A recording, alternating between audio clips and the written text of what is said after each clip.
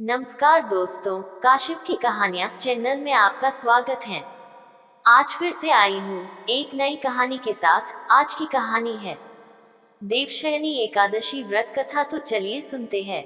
आषाढ़ महीने की शुक्ल पक्ष की एकादशी तिथि को भगवान विष्णु 4 महीने के लिए निद्रा में चले जाते हैं, इसलिए इस एकादशी को देवशयनी एकादशी कहा जाता है। आपको बता दें कि देवशयनी एकादशी से देवउठनी एकादशी तक का समय चतुर्मास कहलाता है। इस समय में कोई भी शुभ कार्य नहीं किए जाते हैं। इन दिनों सृष्टि का कार्यभार देवों के देव भगवान शिव के हाथों में होता है। पौराणिक कथा के अनुसार माधाता नाम का एक सूर्यवंशी राजा था। वह हमेशा सत्य बोलता था और महान तपस्वी और चक्रवर्ती था। वह अपनी प्रजा की देखभाल अपनी संतान की तरह करता था। एक बार उस राज्य में अकाल पड़ने से हाहाकार मच गया। राजा को प्रजा की चिंता सताने लगी। लोग राजा से अपने कष्ट बताने लगे। इससे राजा बहुत परेशान हुआ और इस समस्या का समाधान निकालने के लिए राजा माधाता भगवान की पूजा कर कुछ विशिष्ट व्यक्तियों को साथ लेकर वन को चल दिए। वन में वे ब्रह्मा जी के मानस पुत्र अंगिरा ऋषि के आश्रम पर पहुंच गए। वहां राजा ने अंगिरा ऋषि से कहा कि मेरे राज्य में 3 वर्ष से वर्षा नहीं हो रही है। इससे अकाल पड़ गया है और प्रजा कष्ट भोग रही है। राजा ने यह भी कहा कि शास्त्रों में लिखा है कि राजा के पापों के प्रभाव से ही प्रजा को कष्ट मिलता है। राजा ने कहा कि मैं तो धर्मानुसार राज्य करता हूँ, फिर यह अकाल कैसे पड़ गया? आप कृपा कर मेरी इस समस्या का समाधान करिए। इस पर अंगिरा ऋषि बोले, इस युग में केवल ब्राह्मणों को ही तप करने वेद पढ़ने का अधिकार है, लेकिन राजा आपके राज्य में एक शूद्र तप कर रहा है। इसी दोष के कारण आपके राज्य में वर्षा नहीं हो रही है। अगर आप प्रजा का कल्याण चाहते हैं तो शीघ्र ही उस शूद्र का वध करवा दें। राजा माधाता ने कहा कि किसी निर्दोष मनुष्य की हत्या करना मेरे नियमों के विरुद्ध है। आप और कोई दूसरा उपाय बताएं। ऋषि ने राजा से आषाढ़ माह के शुक्ल पक्ष की देवशयनी नाम की एकादशी का विधान पूर्वक व्रत करने को कहा। वे बोले, इस व्रत के प्रभाव से तुम्हारे राज्य में बारिश होगी और प्रजा भी पहले की तरह सुखी जीवन यापन कर पाएगी। राजा ने देवशयनी एकादशी का व्रत पूजन का नियम अनुसार पालन किया, जिसके प्रताप से राज्य में फिर से खुशहाली लौट आई। कहते हैं, मोक्ष की इच्छा रखने वाले मनुष्यों को इस एकादशी का व्रत करना चाहिए। तो आइए जानते हैं देवशयनी एकादशी की पूजा विधि क्या है। आज आषाढ़ माह की देवशयनी एकादशी है।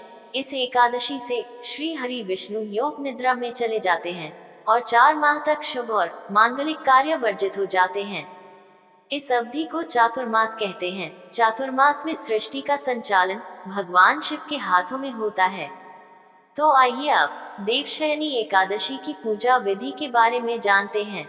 देवशयनी एकादशी की पूजा विधि। देवशयनी एकादशी पर स्नान आदि के बाद पूजा के स्थान को अच्छी तरह से साफ करें। इसके बाद भगवान विष्णु की प्रतिमा या मूर्ति स्थापित करें। भगवान विष्णु को पीले वस्त्र, पीले फूल, पीला प्रसाद और पीला चंदन अर्पित करें।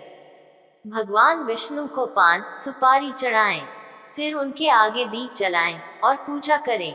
इसके बाद सुप्तित्वयि जगन्नाथ जमत सुप्तम भवेदिदम विबुधित्वयि बुधम च जगत सर्व चराचरम मंत्र का जाप जरूर करें। देवशयनी एकादशी पर ये कार्य करने से होते हैं बहुत लाभ। सुबह स्नान के बाद करें सूर्य देव का ध्यान।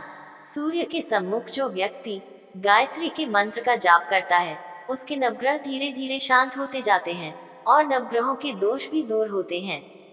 देवशयनी एकादशी के दिन भी आपको सूर्य देव की स्तुति जरूर करनी चाहिए। गायत्री मंत्र का जाप व्यक्ति के आत्मविश्वास में वृद्धि करता है, उसके व्यवहार को सौम्य बनाता है और धर्म, अर्थ, काम व मोक्ष प्रदान करता है। देवशयनी एकादशी पर जरूर करें कनकधारा स्तोत्र का पाठ।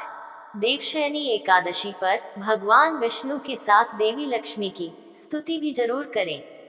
देवी लक्ष्मी के सामने घी का दीपक जलाकर कनकधारा स्तोत्र का जो व्यक्ति नित्य पाठ करता है, उसके घर में कभी भी धन की कमी नहीं रहती है। कनकधारा स्तोत्र का पाठ करने से घर धन धान्य से भरा रहता है और सुख समृद्धि की वर्षा होती है। विधि विधान से पूजा करने से देवी लक्ष्मी प्रसन्न होकर अपने भक्त को अथाह धन देती हैं। देवशयनी एकादशी की शाम घर के बाहर दीपक जलाएं। देवशयनी एकादशी की पूजन विधि में दीप जलाना भी बहुत ही महत्वपूर्ण विधि है। आपको शाम के समय पूजा करने के बाद घर के मुख्य दरवाजे के बाहर दीपक जरूर जलाना चाहिए। इससे घर से नकारात्मक ऊर्जा दूर हो जाती है और घर में देवी लक्ष्मी का वास बना रहता है। साथ ही इससे मन को शांति भी मिलती है। गुलाबी रंग के आसन पर करें पूजा। एकादशी के दिन पीले रंग के वस्त्र धारण करने चाहिए, लेकिन जब बात आसन पर बैठकर पूजा करने की आती है तो आपको आसन के रंग का चुनाव देखभाल कर करना चाहिए। आपको पीले आसन पर नहीं बैठना न चाहिए, क्योंकि इस दिन पीले आसन पर भगवान विष्णु को विराजमान किया जाता है। आपको गुलाबी रंग के आसन का प्रयोग करना चाहिए। इससे देवी लक्ष्मी की कृपा आप पर बनी रहती है। खासतौर पर विवाहित जोड़ों को गुलाबी रंग के आसन पर बैठना चाहिए। आसन को कभी भी पैर से नहीं खिसकाना चाहिए, ऐसा करना अशुभ होता है। पीले रंग की वस्तुओं का भोग लगाकर प्रसाद वितरित करें। देवशयनी एकादशी व्रत पर आपको भगवान विष्णु और माता लक्ष्मी को केसर की खीर और पीले रंग की खाद्य वस्तुओं का भोग जरूर लगाना चाहिए। इससे भगवान विष्णु और देवी लक्ष्मी की कृपा आप पर बनी रहती है। भोग लगाने के बाद इस प्रसाद को वितरित जरूर करें, इससे मोक्ष की प्राप्ति होती है। इस प्रकार ये कहानी पूरी होती है। दोस्तों, अगर आपको कहानी पसंद आए तो लाइक करें। आगे ऐसी और कहानियों को देखने के लिए काशिफ की कहानियां चैनल को सब्सक्राइब करें। जय श्री कृष्णा, राधे राधे।